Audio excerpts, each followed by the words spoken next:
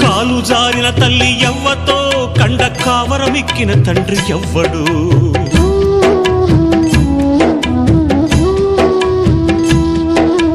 తప్పు చేసిన వారు తప్పించుకున్నారు, తలవంపుతో నేను తలదించుకున్నాను.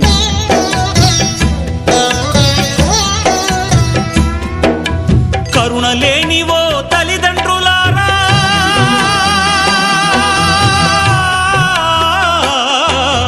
కరుణ లేనివో తల్లిదండ్రులారా, నాలాగా ఎవ్వరిని పారేయకండి.